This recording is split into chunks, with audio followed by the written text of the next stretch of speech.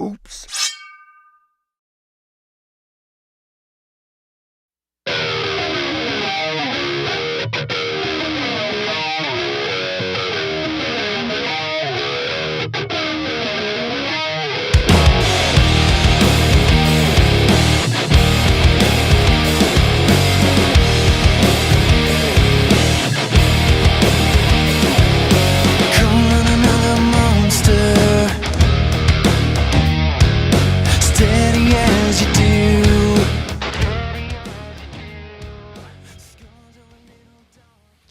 Welcome to the Lift Heavy Run Long podcast, episode number 177 with Mr Meadows. You can find us at www.liftheavyrunlong.com, on Twitter and Instagram at liftrunlong. Also, feel free to email me directly at the address wilson@liftheavyrunlong.com. Please subscribe to our YouTube channel and leave us a 5-star review on iTunes. If you are not a member of our Facebook group, you should be, because we want you to be there. Search for Lift Heavy Run Long Community and request to join right now.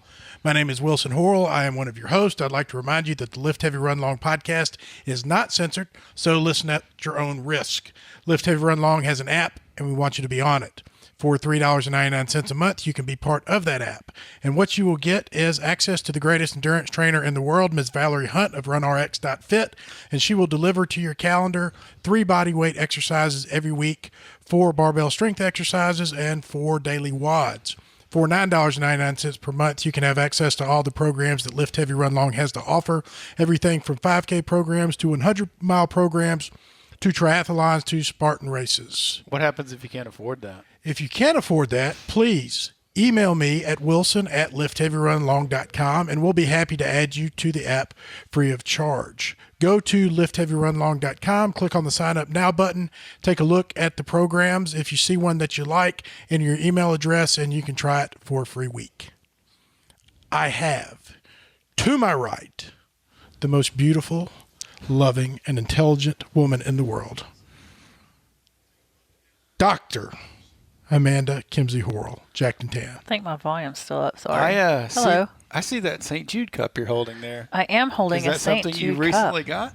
That was from a race either last year or year before last. That's I think year nice. Before last. Thanks. You probably got that for being a hero. I did. Yeah? I did. People Speaking just give of her hero. People give her stuff for being a hero just because she's a hero. They just give her cups. To the tune of $2,500. That's right. Tell us about that. Yeah. Thanks for all the birthday gifts, everybody. I'm up to 2510 out of my 3,000 goal. Wow. Yeah. You were at like 1,700 on our way to dinner on Friday. It's only been a month. Yeah. So I will go further than 3,000, but. And this is the December race, right? Yes. Like she has a whole year. Yeah. So keep your foot on the throttle. So I am. I ordered some cards to hand out with a QR code on it, like at work and like on the streets and stuff, so that people can quickly just scan it. But I've got some things in mind to go throughout the year, and then Vaughn and I are going to come up with some stuff, T-shirts or some kind of event at the gym or something to get the ball rolling also. Nice. Or keep it going, I guess. Very good. Proud of you. So, yeah, Vaughn and I have got our links at the end. I guess we'll holler out before we're done. What are those links? http://heroes.stjude.org / or I guess front slash. Is that front slash? It's a forward slash. You argued with me the last time that I told you that it's a forward slash was a forward slash. So I'm going to stay out of this. I can hardly turn That's a computer between on. you and St. Jude. What's easy, you could do a couple of things. You can go to heroes.stjude.org. Oh, yeah. / Amanda Horrell or / Vaughn Rawls. There we go. Either one. You could also just go to the Lift Heavy Run Long Instagram page and click on the link in the bio. That'll take you to that nice little link tree list, and our 2 links are right at the top. All you have to do is click on those. Oh, now nice. you're talking. Nice. I know a guy who has an Instagram page. His name is Mr Meadows. He's our guest, and he's with us tonight. How are you, Brooks? Here he is. Man, I'm very excited to be here. Man, we're excited to have you. We're going to talk about all kinds of stuff, including your gym, your fitness style, your fitness program, how you got into fitness, and probably no telling what kinds of stuff in between there. When I'm on the microphone, there is truly no telling where this can go. Brooks said, I understand your format to be a little bit of this and that, and I said, we have no format. Yeah. And he said, so just interrupt me if I go off tangent, and I said, that's kind of what I You can have the whole hour do. if you want. So we're going to be good. We're going to have a good time. Well, I was once asked to send a resume to a friend of mine named Mark England. And he said, he kind of paused, and he's a fantastic storyteller.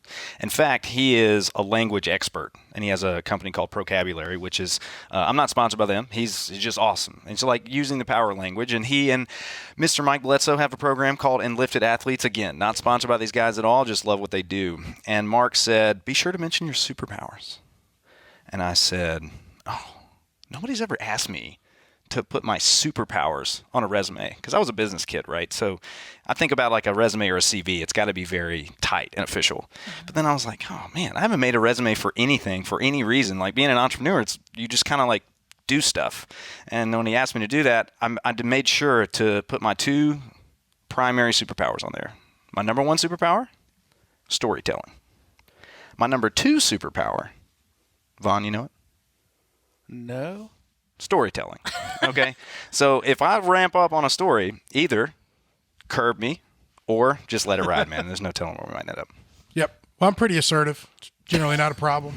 I noticed that at the I gym think you noticed that today when he was talking to Paul at the end of the workout, and I'm like, Paul, hurry the fuck up. We got to go. Paul's like, what? And then I'm sure Brooks is like, what's wrong with this guy, man? But me and Paul are good like that. Well, and you got to shower. You got to take care of yourself. Yep. No worries. Got I'm a big all about show, it. man. For sure. 10, 20 people A going to really watch big this. shoe. We have the Reverend Here I am. Vaughn Ross. I, too, am raising money for St. Jude. Tell us about it. He didn't clap. Sorry, I just thought about that. And didn't is the clap. camera on? The camera is on. Okay. But Sorry. I'm pretty sure. we're going to have to deal without the clap. Yep. All right. Sorry, I didn't mean to interrupt. So fine. In this Vaughn, you go ahead. I'm going to make sure the camera's on. Well, we'll go make sure the camera's on. I was going to say that I make too sure it's am raising money recording. for St. Jude. And, yeah. I'm falling apart here. I'm holding on to my last thread of the rope that is I untangling walk away for 10 in seconds. my life. And I don't know. I just don't know what to say. And then y'all give me a bunch of grief for bossing y'all around all the time. And that's why. Because, you'll just start spilling all over yourself. Well, Big Thirsty quit, so we're never going to see him He's again. not ever coming back. We had an offset issue, and we had a little disagreement, and Thirsty demanded renegotiate his contract. We're still in talks. Is he a redhead? We is he a ginger?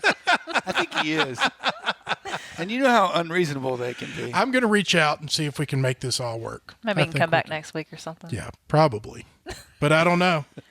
Hey, we got the Chris Hope Foundation 5K, 5th annual 5K. It's October 3rd in downtown Memphis. The goal is to have over 1,000 signups and be the largest non-corporate and most entertaining race in the city of Memphis to support the mission of the Chris Hope Foundation. Mention that medal that Amanda. Look at that medal, my Look at that. God. Look how big that is. It's a good looking medal. How can It really is. that thing's got to cost $1? That is like that is as big as my akin face. to the St. Jude Marathon medal, isn't it? I mean, it looks like it is made by the same people. It is of the St. Jude. If quality. I woke up one morning and said, man, where do I find a big ass medal? I would call Chris Hope first. Yeah. Clearly, he's the guy to get stuff done. So, Yeah, he's go got it sign up going for on. his race. Join the LHRL team. Virtual runners and spirit runners are highly encouraged. It's the same week as the Ironman, so it's going to be a busy Half weekend. Ironman. Half Ironman. Excuse me. So there are It's team not a real discounts. Ironman. $30. Point that out. Once the team hits 25, it's only $25 or something like that. And Big Hill Pond Walking Tall, 25K and 50K. Go to www.walkingtall50k.com. Sign up for Brian Williams and Sean Hilsden's race. That is October 19th. Vaughn and Amanda will be there working the world's greatest aid World's station. greatest aid station. I will be there in effing as usual. I found some really cool M&Ms to have at the aid station. You sure did. I'm going to save my money. Are you? Mm-hmm. You want to tell us what they are? Did you see the picture I posted? I saw the picture. Did I respond to it? No. Oh. I guess nobody thought it was as cool as No, I I did. thought it was very cool. I You know how important telling it is you, to my- respond my whole life when is in disarray when my right wife now. posts something like Kidding me. that. You need to respond. yeah. You I know how quickly I get my feelings hurt I when know. you don't respond. To I my So you know stuff. how M&Ms you can customize? So I did lift heavy, run long, and had our logos on the M&Ms as well. Oh, It was pretty bad. I don't think most people knew that you could customize M&Ms. I certainly Yeah, you didn't. can put picture of faces. And even better, we're going to put marijuana in them this time. That's how you get people to It'll be- erase. It'll be that I they'll don't be know. really special M&Ms. I wonder who has to stamp all those little bitty M&Ms. You think it's a person? It's just one person. That's That's why it's so expensive. It's a really small person. Yeah. A really tiny person. But he's really fast Well, what cracked me and up precise. is when I was putting the logo, you just had to line it up where the M&M was. And it even said at the bottom, please do not worry about centering or like aligning the picture straight because they're round M&Ms. Yeah. So I bet people have sat there and tried to like fix their picture. It's upside down. Yeah. Anyway. That's funny. And we have Peter Mellon's race, the Fortitude Trail Race. Go to fortitudetrailrace.com. He's doing the 25K and 50K, formerly known as Stanky Creek.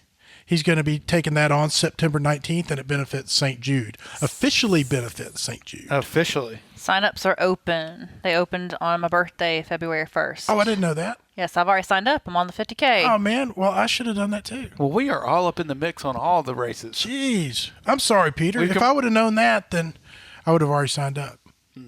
I hope he'll still let me register. He probably won't. That's okay. We'll have a lift heavy, run long tent out there and a North Mississippi endurance tent out there. So, We got a review. a real no one? way. Yeah, it's a real one from a real person. A real person that we already spoke about, so he owes us a review. He's Russian. No. It's a bot. It's I thought you were talking about me like rushing to get through. No, I mean, it's Russian. We talked about having Russians last week. 5-star review. Always entertaining. It's funny how every time I watch all of you, I'm talking back like I'm in the room with you. There hasn't been an episode that didn't make me laugh out loud or shaking my head at various comments. What you're doing is fantastic. It's obvious you love doing it. Love you all and always know I support you 110%. Your brother from another mother. That's Mr. Chris Hope right there. Oh, Yep. Yay. he probably does shake his head A lot. more than laughing Yes. out loud. Yeah, but Chris Hope leads by example. And he's the kind of guy that when you ask him for a 5-star review, he goes to iTunes and leaves a 5-star review. That man works so hard. Ted, It's scary. It certainly is. Like it's intimidating just to be around him because he works so damn hard. Yep. And still makes time to leave a 5-star review. Right. We have a lot of people out there who don't work as hard as Chris Hope and won't leave a 5-star review. Right. Oh, so he's doing his Hope House thing for St. Jude. And if you go on, I don't know, sorry, Chris, I don't know the actual website, but he has a Bed Bath & Beyond registry for that house that you can go in there and purchase some items for them for that. So if you have an extra few bucks, I'm sure he would appreciate the help. Uh-huh. All right. Mr. Meadows, Sir. how are you? 2020 has been a fun year so far. Let's start with how The you year met that was Vaughn. January. Oh, man. Okay. Well, I met Vaughn. He and I are. When did you start CrossFit? 2009. So we're pretty OGs. He's right at just over a decade. I'm coming up on 12. And Vaughn and I met. It must have been 2014 when we met. And I remember we used to do this. I don't know if they still do it, but the coaches from all the CrossFit gyms, for the most part, used to hang out on Saturdays, and they travel around and lift in different places. So I was just moving back to Memphis at the time. I didn't know anybody in the CrossFit community, sans my business partner at the time, and so I was just looking to reconnect with the CrossFit community in Memphis. And even though I'm a Memphian, I didn't get into the CrossFit community in Memphis, and so that's how we met. I believe that was the first Open. The 2012, the first Open where the very first Open. I don't know that there was one in 2011. But we were going around and doing the Open at different gyms. I wouldn't have been here in 2012. Okay. I was living in another country, so I definitely wasn't here. But I got introduced to CrossFit in 2008. and by one Wow, of the that's really early. yeah, by one of the original fire breathers. So I was introduced to CrossFit by one of the first 5 CrossFitters ever. And the reason that happened is because CrossFit started in Santa Cruz, California, by Greg Glassman. And Santa Cruz is not a very big place. And half of my family, my mom is one of 4 girls, 2 of them lived, one still does, in Santa Cruz. And so, I mean, I remember Coach, as they called him, and I just remember a foul-mouthed, guy with a backwards baseball cap and a limp. Like that's my introduction to Greg Glassman. I didn't know any context. And so the guy that introduced me to CrossFit, his name is Rob Miller, and he was a professional climber. He had some first ascents in Yosemite. And so like to be a climber and to have first ascents in Yosemite is a big deal. And a lot of people don't know that originally CrossFit was not intended to serve as a sport. It was served to help people be fit in the things that they did. So the first 5 CrossFitters, Rob Miller was a professional climber. Annie Sakamoto was, she was a surfer. There was Ava T, who was a former Polish-American Olympic slalom skier. Greg Amundsen was like a SWAT guy.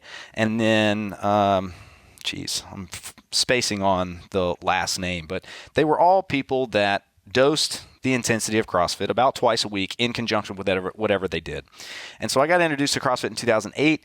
I moved to Seoul, South Korea in 2009, and I lived there off and on for about 5 years. So most of my early CrossFit was like super like bare bones, but it was also the reason that I ran my first 10K, and it was also the reason that I found my first, deadlift personal best. And so that's my foundation. I kept that going.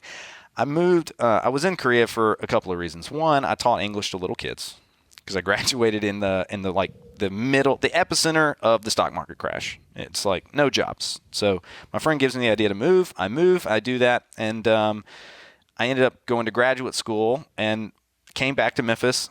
Worked in 1 year in tourism, and I was just coaching at night for free. I just loved it. And I played baseball at university at Christian Brothers University. We weren't very good. We didn't have a strength coach. And so I just got curious and started training myself. And it just kept building and building and building. And I decided that while it was awesome to have the job that I had, I really wanted to be an entrepreneur. Like I wanted to have my own gym. And CrossFit was the best vessel at the time to be able to accomplish that. They had already really shown that this business model can work. You can be a gym owner. You don't have to go into like the Globo gym market. You can create this community of like-minded people that all are pursuing fitness. And I just fell in love with it, man. And so I moved back to South Korea, and we're still 3 years away from meeting Vaughn. Yeah, 3 years away from it. How did you and Vaughn hook up? Well, I can't tell the story of meeting Vaughn without letting you know that how I got back, because the thing is, it's like I thought I was going to be gone forever. I was a head coach for a gym called Reebok CrossFit Sentinel 1, and like that was like the mecca at the time. Are you out of college at this point? Because you have a degree in this stuff. I have my bachelor's degree is in economics, and my master's degree is in business strategy. Okay. And so I was a strategist by trade, and that's why I wanted to be a business owner. But I love fitness, man. I love the industry, and I was. Do you incorporate that with your strategy? Big time. Most people ask me what my job is, and I tell them I'm really a coach and a strategist in the health and wellness industry. And so after coaching there, I was there for about a year. A guy named Frank Chozik walked into the gym in Seoul. He's a pilot for FedEx, and he was a member at CrossFit Collierville, which is now CrossFit Hit and Run in Collierville. It's Justin Lamance's first gym. And, with all due respect, a shorter, bald, middle-aged white guy walks into your gym in the middle of Asia in the middle of the day, like you get a little bit curious. It's just, right, and, yeah. And so I'm like, hey, what's your name? He said, my name is Frank, and I'm a pilot for FedEx. I said, no shit, I'm from Memphis. And he goes, I live in Collierville. And I was like, hold up. And so we nurtured that connection. And this is what I meant. Like at this time, y'all, like I'm not drinking the Kool-Aid, right? I'm bathing in the Kool-Aid. I'm on a team that's going to regionals. Like CrossFit is my everything, and I thought I'd be there forever. And Frank kind of nudged me to reach out to this guy, and we connect. And before you know it, like in a blink of an eye, I'm now back in my hometown in Memphis, Tennessee. I know nobody in the CrossFit community, and I really wanted to connect with people that were coaches. And so, yes, we would get together on Saturdays, and the location would rotate around, and the coaches would get together. And I mean, honestly, it was just a bunch of weightlifting and throwing down just for fun. But yeah, we would get together every Saturday and lift. And I remember Vaughn. I remember coming to like OB like right when you guys opened. I mean, it couldn't have been very far after that. When did you open? 2014. Yeah, I mean, yeah. like I said, we met in 2014, so it was right after we opened. And how far are you into starting your gym at this point, or have you even thought about starting a gym, a CrossFit gym? The reason that I came back was because I was offered a full-time position with CrossFit Hit and Run, and then my Justin actually asked me to partner, and we opened CrossFit Hit and Run in Midtown. Together. Oh wow! Mm-hmm. And it was he was looking to expand and looking to that gym's done okay. Yeah, they've gobbled up a lot of gyms. Yeah, they've done really well. Yeah, and so it was cool to come into that community and get to know everybody there. And while I was there, it was like I was coaching, but I was if I had an opportunity to spread fitness, like I was going to say yes. And so I met a principal and an assistant principal at the gym, and they were a principal of a school. It was like a charter school, and they said, man, we'd love to have this fitness program for kids. Are you interested? And I'm, well, of course I am. And so I spent 2 years working education, and it was there where like my whole philosophy and perspective around fitness really started to evolve and change. And I could go way deep into that if you wanted to. But yes, I used to partner. I was a partner at CrossFit Hit and Run in Midtown, and it's a big reason that I'm still continuing to be a gym owner in Memphis. You talking about getting so passionate with it. Was there a reason for that? Are you a former fat guy or anything that helped turn the corner that made it so important to you? Yeah, I loved playing sports as a kid, but I was a year younger than everybody in my grade, and I was late to develop physically. And so getting cut from my high school baseball team year after year after year, it was like I just kept practicing. And so if I'm a testament to, and I was physically very underdeveloped. And so if I'm a testament to anything, it's consistency and practice. And so that's a big core part of my message now is that, yes, we may not be able to close the gap between where we are now and where we want to be as soon as we might like to. But what I do know is if I keep putting one foot in front of the other and I'm smart about the way that I train, you can accomplish a lot.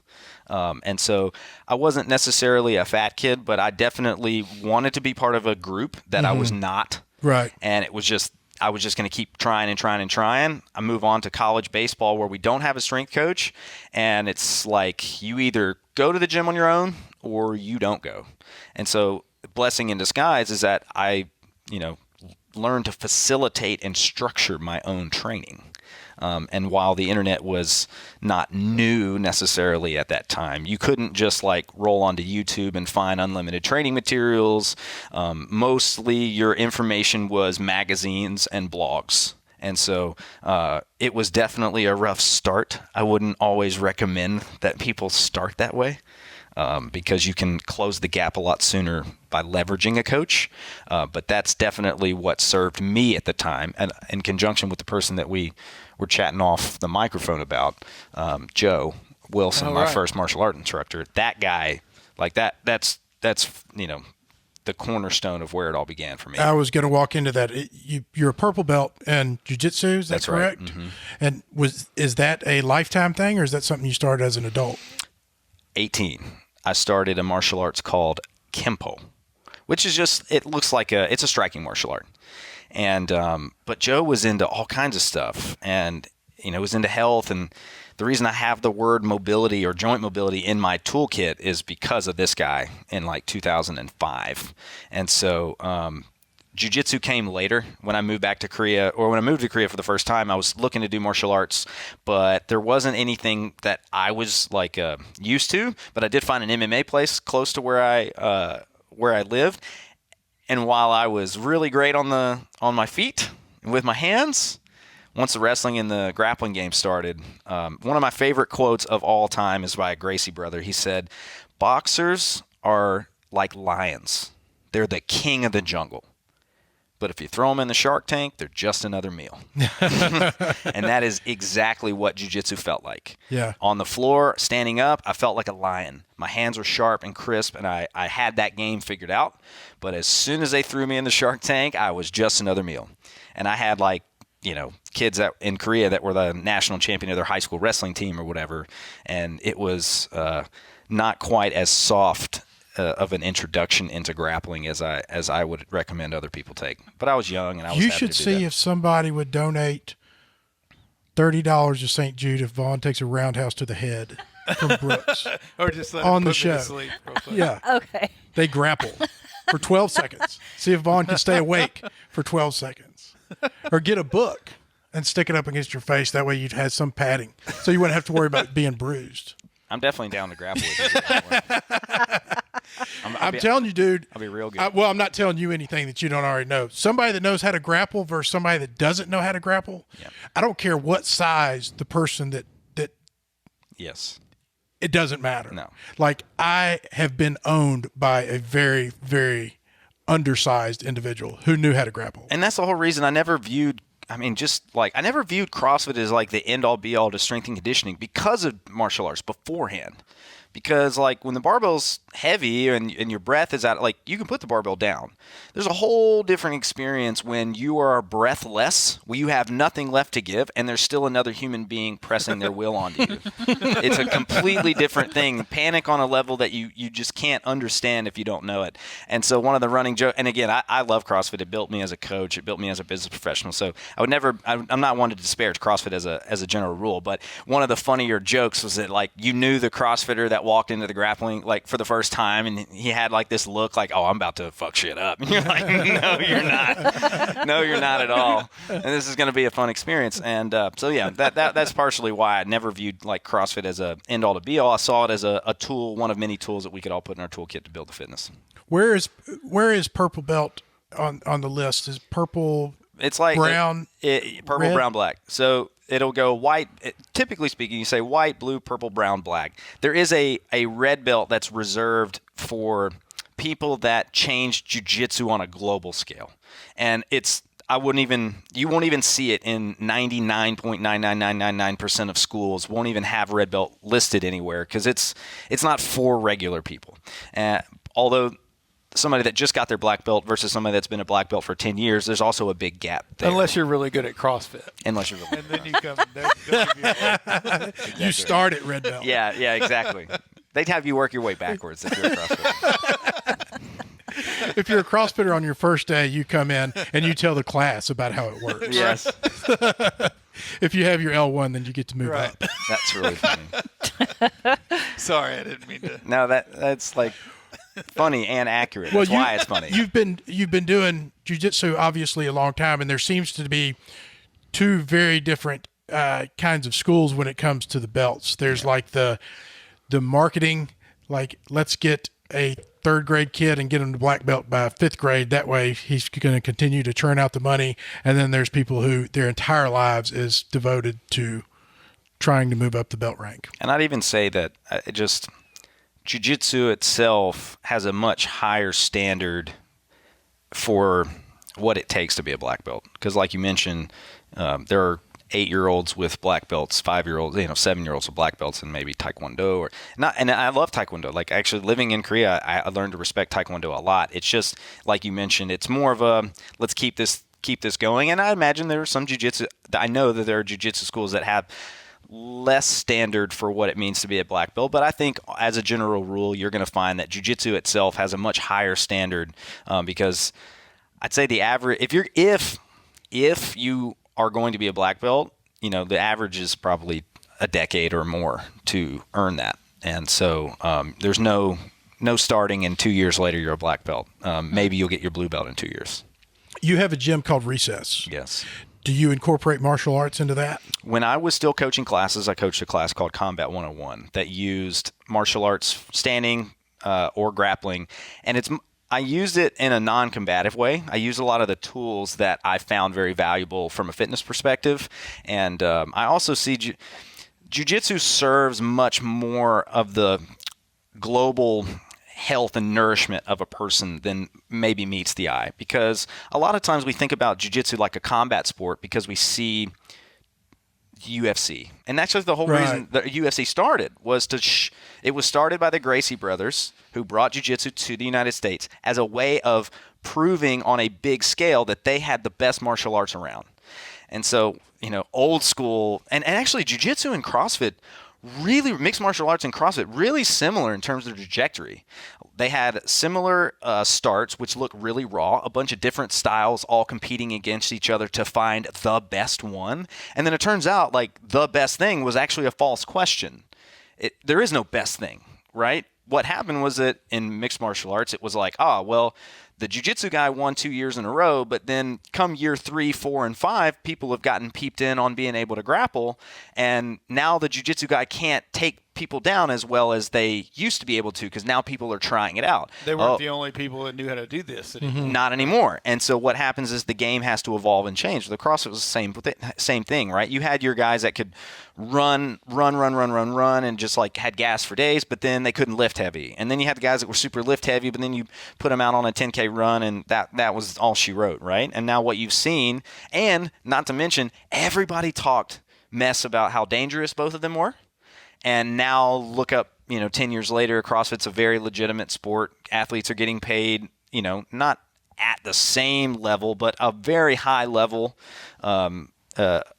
compared to, when it started. And mixed martial arts as well. It's the games evolve and change, the industries change, and it creates this new type of athlete, which is really exciting. Does the name Patrick Wren ring a bell? Patrick Wren, not off the top of my head. I'm not trying to throw myself into the same pond as you. Throw it in. But when I was really young, Patrick Wren was a big name, and he owned some world records. And I took combative arts from him, and and what got me off on this was you talking about that it's such more of a discipline than meets the eye. It's not just UFC. And a lot of what he did was what they called physical discipline, where he took people from treatment centers, behavioral issues, and we would have classes that would last an hour and a half and 2 hours where there wasn't any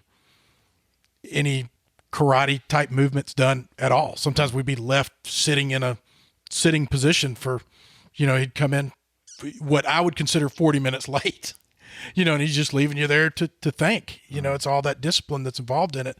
And I was really too young to kind of, I guess, take away how important and beneficial that stuff could be. But I look back at it and I can see where people could really take a completely different spin from that, as opposed to just like wanting to beat somebody's ass or defend themselves from getting their ass beat. There's a difference between thinking like using combat sports. There's a difference between combat sports and martial arts. You can use martial arts to serve you in the combat sport, but a sport is a sport and an art is an art. And there's a difference between that and CrossFit, in weightlifting. Like you can train for performance in sport, or you can train for the art. There's a way to do both in an intelligent way, but they're not the same end. They don't have the same end in mind. And so if you're training for performance, well, then there's a conversation that we have to have about health and how we trade our health for performance. But if you're going to train for health, then that's different. I don't do the same things. I don't use the same markers for whether I'm succeeding or failing. And martial arts themselves are, by definition, a holistic approach to life. There are basically 5 types of of nourishment for human beings. And the first one is the one that most of us talk about, which is edible nourishment. And how we feed ourselves is, our edible nourishment. But there's also social nourishment, like having physical contact with another human being, giving a hug, having a good conversation with another person. Like that's nourishment. And you can be overnourished and you can be undernourished in the same way that with food. There's experiential nourishment, which is like intellectual stimulation. Same thing. You can overstimulate on intellectual stuff, right? You can go too far. You spend too much time on the intellectual realm, or you can be undernourished. You never do anything at all. There's what they call biophilic, or literally love of life. So how things smell, feeling the breeze on your skin, feeling rain on your skin. Like this is actual nourishment towards another human being. And then the last one is another one that we all share in common that we love, which is kinetic or physical nourishment. So actively moving your body. And just like you can be under or overnourished in food, you can be over or undernourished in exercise. And one thing that I'm really quick to point out is many people don't realize that they might be overnourishing, overcommitting in the fitness realm at the behest of other things in the pile. But martial arts, particularly jiu-jitsu, the reason I love it is because it covers 4 of those things. You don't eat in jiu-jitsu, obviously. I hope you're not eating your training partners. That'd be that would be upsetting. But it does. It covers the social part, having physical contact. The thing I love about jiu-jitsu is you have a conversation with someone, and you have communication with someone without language. There is a shared commitment towards health and safety of the other training partner. And you can tell very quickly in training with someone whether or not they've committed to the same thing that you have. And, if you're someone that it goes really hard in the paint with somebody that you don't know, like most likely you're a dick and you're not there for the right reasons. You're there to hurt somebody and to make yourself feel better.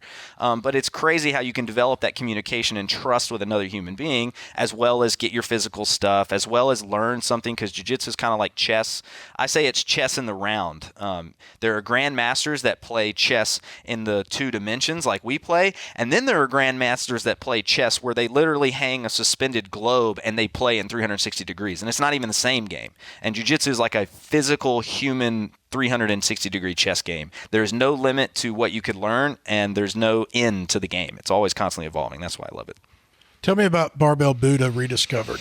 Oh man, Chris Moore changed my life. Were you employed by Barbell Shrugged? I tried a couple of times. I really wanted to be a coach, and they had a marketing position open once, and they were like, man, you're not going to coach, you're going to do marketing. And I was just really stuck on wanting to be a coach at the time.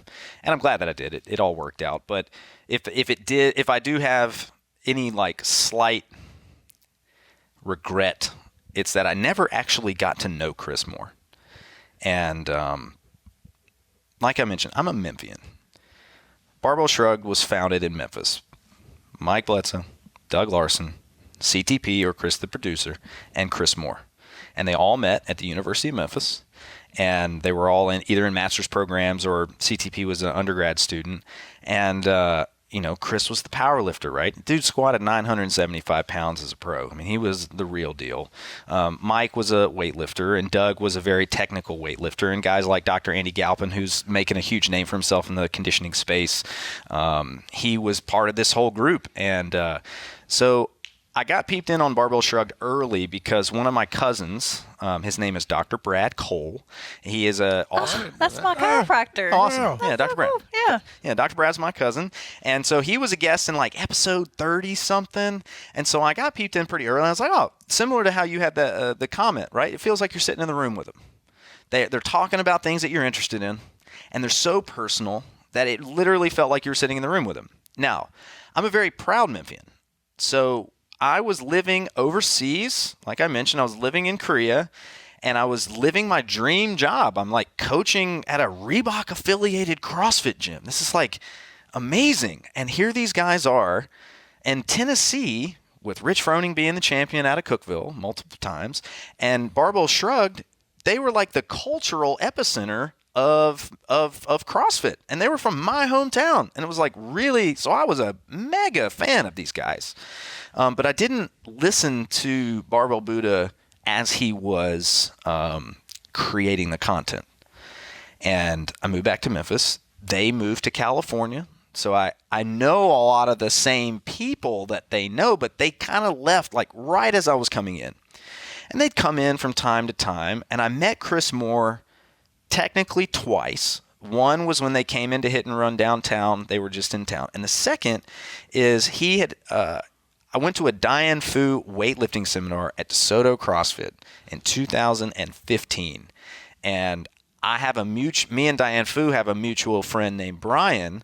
And so we're talking about Brian, and then I see Chris walk in, and there was just this moment where he was standing off to the side by himself.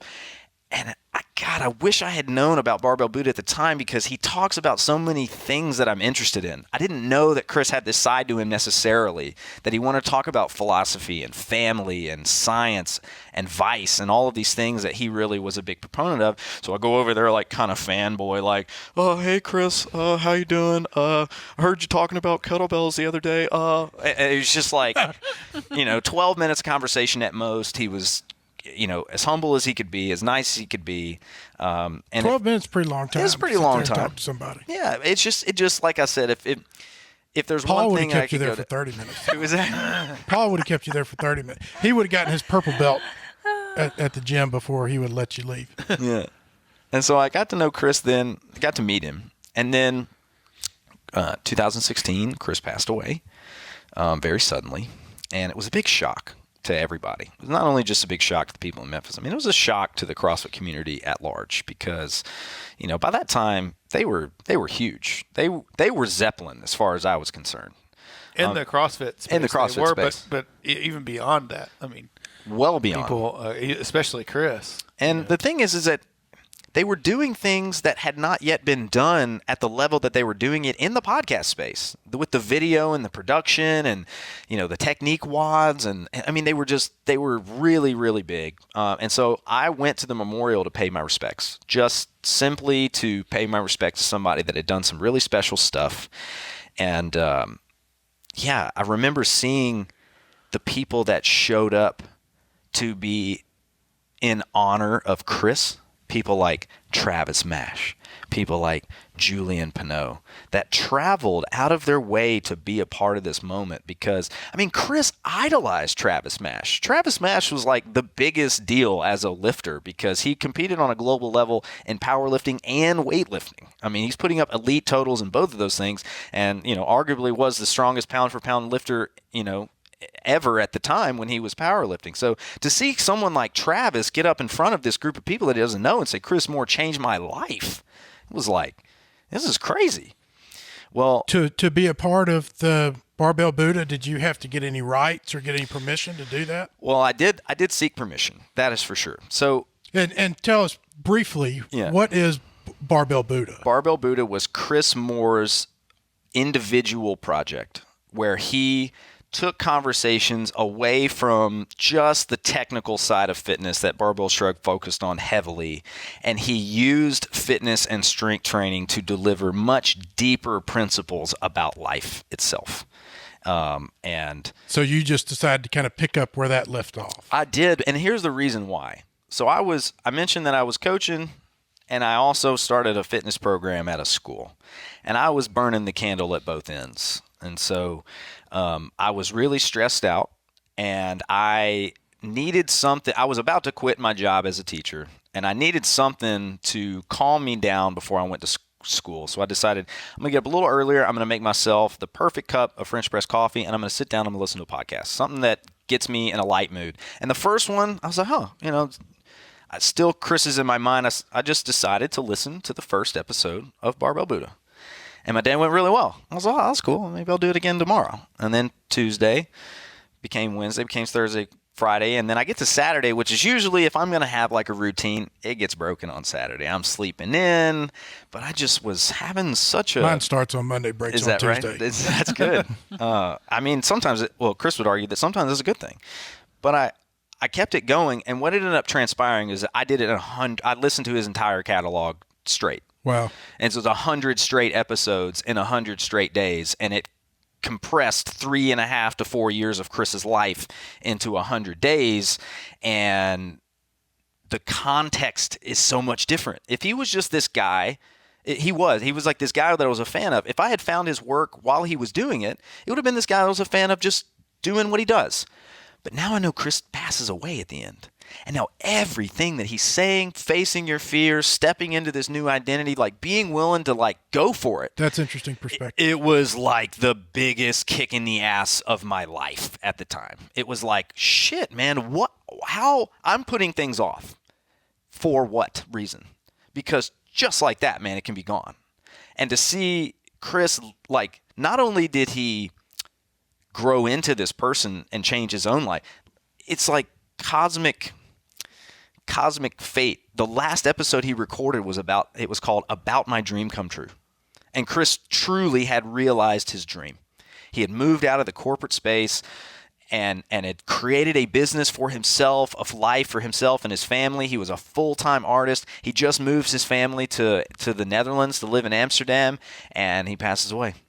And so a lot of Chris's friends helped me with Recess. And they kept asking me, like, have you met Janie, Chris's wife? And I was like, I've never met Janie. And they were like, you have got to meet her. And I said, okay, well, so they made a contact with us, and recess was just in the early going. It hadn't even opened yet. And she and I had a coffee, and I was so nervous to meet her. I was like, what do I even say to her? Your husband changed my life. I'm like fully invested in your family and in your kids. I don't even know them. Like, what do you even say to someone like that? And she said, I heard you have a library at the gym. I said, well, yeah, like we're building a library at recess. And she said, well, I'd like to give you some of Chris's books. And I was like, what? And so she invited me over to her house, and she said, I want to give you some of Chris's books. And then she opens the closet, and it's like a huge collection of books. She gave me over 200 books. And so Wow. our library had no books in it, and then it was full just like that. And it's like, yeah, so it's been one thing after another. And I guess, to get to the point of your question was, did I have to ask for rights? I talked to Janie about it. I received her blessing.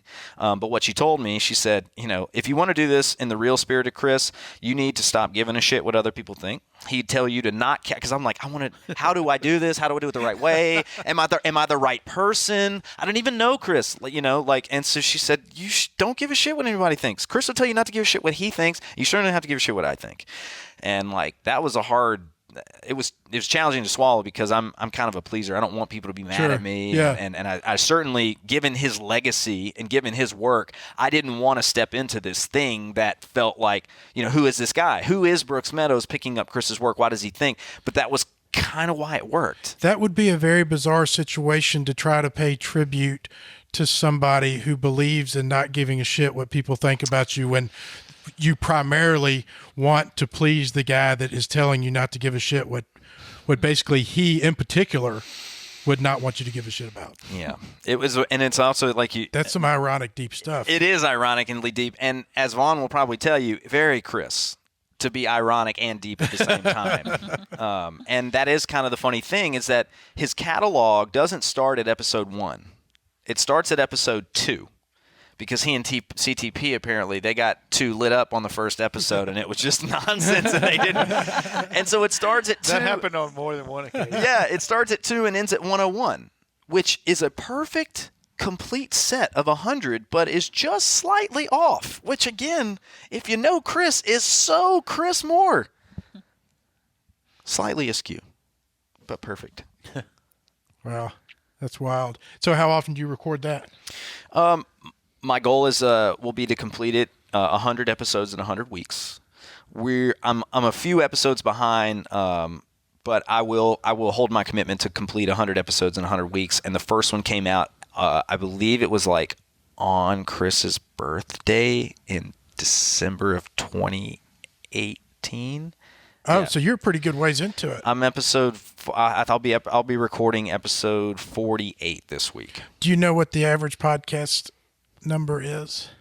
Does anybody know In terms that? of listens? In terms of actual episodes. Oh, I don't. I want to say it's 16.